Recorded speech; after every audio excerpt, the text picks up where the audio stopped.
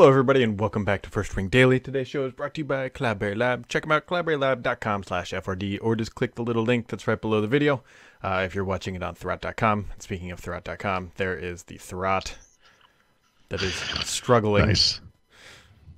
Technology. Yep, Meerkat still holding here. Yep, it's cold, and I'm Dude, we got like 15 inches of snow. 15. Not 1.5. That would be normal. Well, nothing would be normal, but I don't know what's going on here. Mm-hmm. Yep, well, if you got any old MacBooks around there, just throw up a old movie on that, and it'll warm your house up nicely. Right. Yeah. This one came across the Twitter feed earlier, and I just thought this was kind of amazing because it's not something anybody probably really ever thinks about unless you're Netflix and an accountant. Netflix is the one saying this. They are going to save millions of dollars per year by switching fonts. Really? Yeah. I'm sorry. How are they saving them? Are they paying for the font they use? Yeah, the font that they were using. They were licensed. And a lot of the font model licensing, which if you're not familiar with, that is a big deal. Like per apparently, use or something. Yep, a lot of money in that industry. Apparently, typically it used to be you write a check and you hand it over, and then you could use the font. And now they're changing it to an impression-based model, and it's regions and all sorts of stuff. And Netflix basically said, "Screw this." They hired some people and created a font to save a bunch of money. It seems like they could just use whatever the system fonts are, right? Yeah. Comic Sans, I think, would be a delightful choice on Windows. Yep. I don't know. Yep. Anything. That's amazing. Oh, yeah. That's interesting. It's just something you would never think about that is a reoccurring cost, and it's whoever found that's probably getting a nice bonus and said, "Look, for even if it was just $1 million a year, you could go hire a graphic designer for probably 10 years at that rate." Yeah. You could hire a graphics designer for life, I'm sure, at the rate Netflix would pay. That's amazing. Yep. So there you go. If you notice your Netflix fonts changing or not or whatever, if you don't even care, there you go. Cool. Yep. Paul, so you've had some good luck with the, well, first off, it showed up, but you've had some good luck with the Snapdragon based HP device over there. Yeah, as far as battery life, yeah. I mean, so I have all these things I want to test and questions I want to answer, and the first one, of course, is battery life. This one didn't surprise me, to be honest. I knew the battery life was going to be great. I do the same battery life test on every laptop or whatever portable computer I review. I configure the systems exactly the same way, do exactly the same thing. So you and Mehdi got to follow this in real time this morning because the funny part of the story really is the way I finally arrived at the final figure, because I don't know if it's Windows 10S or Windows 10S and ARM or whatever the combination of things, but there's no command line environment in the system. So you get a battery life report from Windows via the command line. And so I suspected that the command line is there and it's just blocked. So the underlying code that it requires to run has to be there. Mm-hmm. So I ran the command via the run dialog, and sure enough, command line dialog appears, window or whatever, and then disappears like instantaneously. I can see it did something, but I can't. Yeah, it's too fast to read. So I thought, well, it must have dumped the battery report in the default folder, which is System32, and I went to look for it. I couldn't find it. I searched the whole system, couldn't find it. That took a long time, by the way. This thing is leisurely, I think is the way I would put it. Couldn't find it, and so I thought, well, that's okay. I'll write a script, and there must be some way to pause a batch file, like a command, like a command line batch file. I'm about 20 years past my prime when it comes to writing batch files. Although, by the way, I did used to do a lot of this in the early 90s. And I looked it up. Sure enough, it's called pause. Of course it is. So I wrote this little command line batch file, ran it, and then it's Windows 10S. There's this awesome dialogue that's like, yeah, you can't do this. And I thought, well, it's okay. I was going to switch to Pro anyway for the next step, the next question I want to answer, which is about application compatibility and performance. Mm-hmm. So I switched to Pro. By the way, it didn't require a reboot, and it happened instantaneously, or several seconds. It was quick. ran the batch file, generated the battery report, and it worked exactly like I thought it was going to. It was 19 hours and 45 minutes ish, Wow. and the claim is about 20 hours. So there you go. It's real. And it was funny because right before Windows Weekly started yesterday at 2, I was racing to set up the battery, to configure Mhm. the system the way I do. And it was about 10 of 2 when I started this battery life test. I ate dinner. I checked on it. We watched TV last night. I checked on it. I went to bed. I checked on it. The thing was still going. When I got up this morning, it was still playing, like it was still running. It was really, really interesting. So I think it had 6 or 8% battery life when I woke up. I figured, well, okay, it's gonna crap out at some point really quick. And I ate breakfast. I don't eat breakfast. I ate coffee and read the newspaper, but um, came in finally to work, and it's still going. And I'm like, you got to be kidding me! And this thing ran until 9:30 something. I mean, so like I said to you before, I had the Yep. official figure because I didn't remember exactly what time I started. I'm like, this is over 19 and a half hours of battery life. There's no doubt about it. And yeah, that's amazing. The previous champion, because I Mhm. keep the records of all the results from the machines I reviewed, was the Surface Book 2, which is recent, of course. I think it was 15 hours ish. I believe was the where it fell out.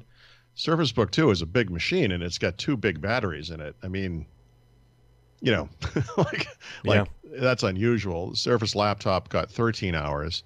Most laptops these days, and most laptops over the couple of years for which I have records that get good battery life are in the 8 to 10 hour range. I would say. Lenovo ThinkPads typically fall into that area, if I remember correctly.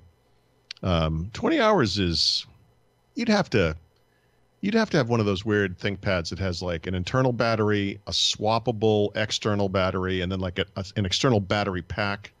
They have those batteries that's like enough juice to last you on a around the world trip kind of thing. Mhm. But that's a convoluted setup. I mean, this Yeah. thing is it's like a little thin tablet thing. It's like the thickness of a pencil. That's amazing.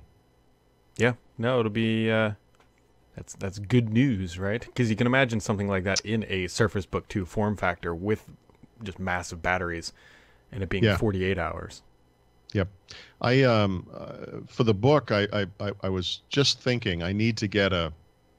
I don't think I have one. I need to get some kind of an LTE based something so I can document that, update that part of the book, and then of course this thing showed up. I'm like, great, I can use this Mhm. for that, and it has it's a standard interface. So that I put the Project Fi sim in there. That's working great. It looks like it's going to be seamless. I'm going to have to leave. Actually, I'm doing this tomorrow. I'm going to be gone tomorrow, so I'll take this with me when I go. And I just want to see how it kind of handles that switch over between cellular data and Wi-Fi data, right? Which is one of the big selling points of this. But anyway, the other big bit is, of course, and this is maybe the biggest bit of all, is the application stuff. And so it's compatibility. It only runs 32-bit apps, so there are going to be some issues there. Mhm. For example, I looked this up before I got it. Adobe Photoshop Elements 15 is a 64-bit app in the store. That means it's not going to run on this thing. And that's a big hole for me because I rely on that application. I use it every single day. I'm going to have to figure that out. But then the other half of the coin is the performance aspect of it, right? I can tell already it's on the leisurely side. But that's running like normal apps.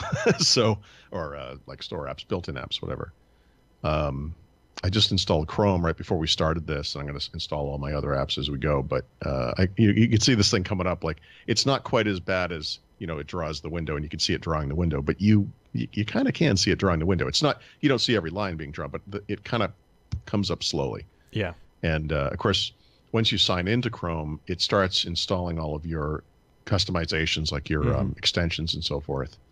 And I do that a lot. I mean, I bring laptops up all the time, and you can tell this is on the slow side.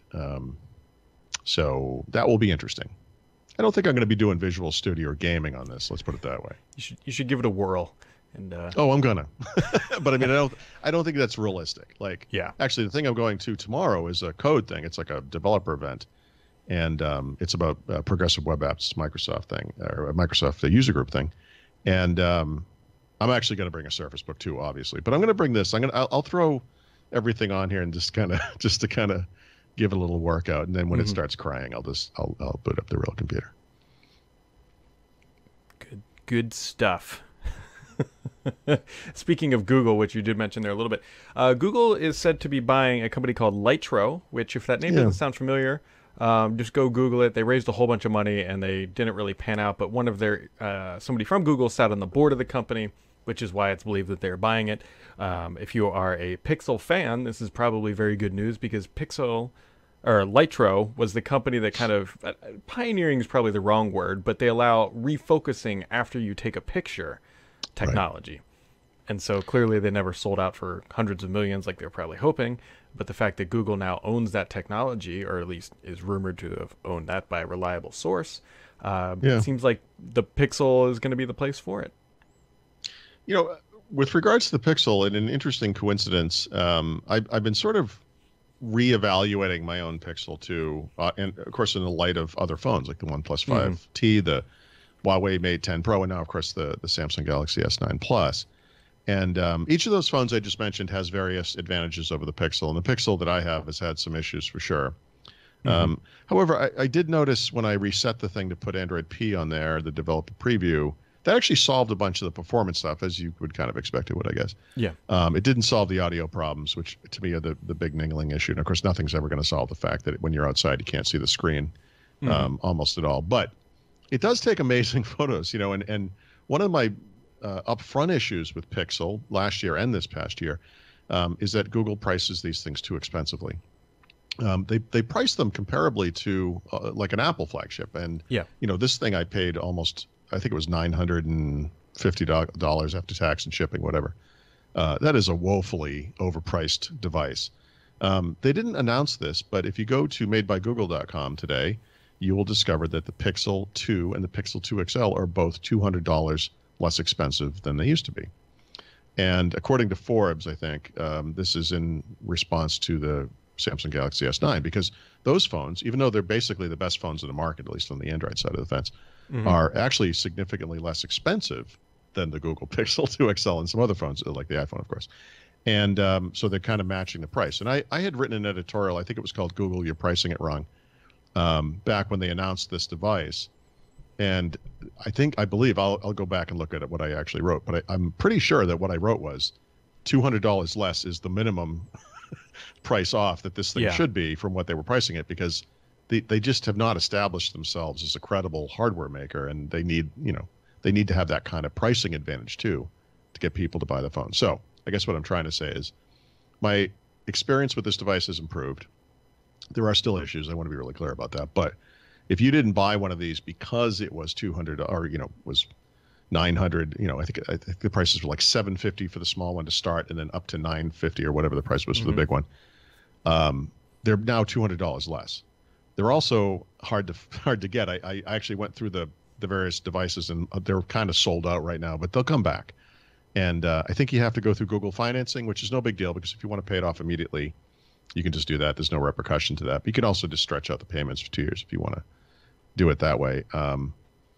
It's no, zero interest, et cetera. It's not at that price, the equation for do you or do you not get this phone changes dramatically. So I think I'm going to look at the phone again in that light.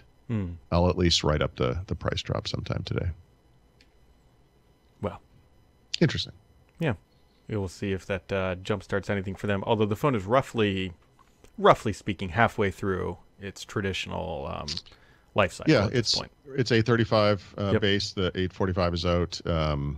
That's true. But the thing that's, I listen. I've complained about this phone a lot, and you've seen it. You understand where I'm coming from. But the thing that really stands out with this phone is the camera, and what makes that even more impressive is this thing only has one camera. It's not a dual camera system, right? Yep. The other phones that are neck and neck with this thing, sort of like the Samsungs, the Galaxy S9 and S9 Plus, well, specifically the S9 Plus, and the iPhone 10 and the iPhone 8 Plus, are that those phones all have dual camera systems, right? And then they're doing incredible optical manipulations to get the best possible photo. Google is using some kind of AI sorcery, basically, and they're still better than everyone else. Like, with a single camera. It's kind of incredible. Yep. So, like the story you just mentioned about them potentially buying this company is an example of how they might be able to keep this lead, because that kind of technology is crucial. took some pictures actually with his phone and of the snow, and I didn't notice this until I posted it, unfortunately. But one of the 4 pictures I had posted of the snow yesterday was blurry because it was out of focus, and it just kind of ran. That happens sometimes. Whatever, I just didn't notice it. But that's the type of thing that could fix that, right? And that's a real need for most people, because most people are not going into pro mode and flipping switches and stuff. They just click and go. And if you can get a perfect photo every time and fix it after the fact, that's amazing. Yeah, we'll see. We will see what, I guess kind of the next hint at maybe what's coming down the pipeline will be at Google I.O., which is in about 5 weeks, give or take. Is it what? It's in, like a month and a half. Not even a month and a half. Yeah, about a month and a half. Yeah, 6 something weeks like that. Yeah. It's the same week as Build. Yep. Very looking forward to traveling. Conveniently timed. Well, we've got Build. We'll go to Seattle then, Paul. Hopefully you remember we're going to Chicago the following week. Yeah, speaking of which, we got to book that soon too. I'm going to Colorado next week for my daughter's school stuff. So I've been kind of comfortably home and not going anywhere for a long time, and it's easy to get settled, Yeah. And the problem for me is normally back in Boston, if I started traveling again, you know how it goes. Sometimes you just travel a lot, and it just kind of works out that way, and then sometimes you don't. I was so used to how things work there. It was like, it's like riding a bike. I can do this. But I'm here now, and it's like I couldn't tell you off the top of my head, like, where am I flying from for any of these flights? What airline am I on? What lack of status do I have? Actually, that's the one thing I do know. And, it's like, it's just like this, it's going to be this awful series of trips for me because it's just a bunch of terrible unknowns, As is tradition. You got anything else for today, Paul? No, same stuff as always. I'm going to keep, I don't usually do this with devices, but I'm going to check in from time to time on the NVX2 because I think people really care about this, as they should. So yeah, for sure. It's a brand new architecture. It's quasi a brand new OS type scenario. The valuation kind of evolves over time, as it should, right, with experience. But I'll probably report back twice at least. One thing about applications, compatibility with the performances, like that kind of thing. And then I'm going to do a report on, I think, the cellular connectivity as well. I think battery life and those two things are the 3 big swirly questions, And then a few weeks later, I'll review it and incorporate some of that stuff, but with more experience and maybe a more, balanced view of each, I guess, or a more experienced view of each. That sounds good. How about you? I've got a webinar today, so there's. I'm so sorry. There's that. Oh, jeez. Yep. Also, I'm on the hunt for my tape measure. My last known person with it was my daughter, and I have no idea where. Maybe she measured the snow. This was like a week ago, and I asked her where she put it, and she just says, "I put it away, Daddy." I'm like, "Well, where's away?" Right. You know where it goes. Yeah, in that spot. It's right where I left it. So, gravy's Miracast still working? Let's see here. Nope. Okay. We tried. Oh. There it is. All right, folks. Today's show is brought to you by Cloudberry Lab. Check them out, cloudberrylab.com/FRD for a free trial offer that goes away in the very near future. And we'll catch you right back here tomorrow on a live show at 1 p.m. Eastern Time. You can find that at thurrott.com/live for more information. And have yourselves a wonderful Thursday.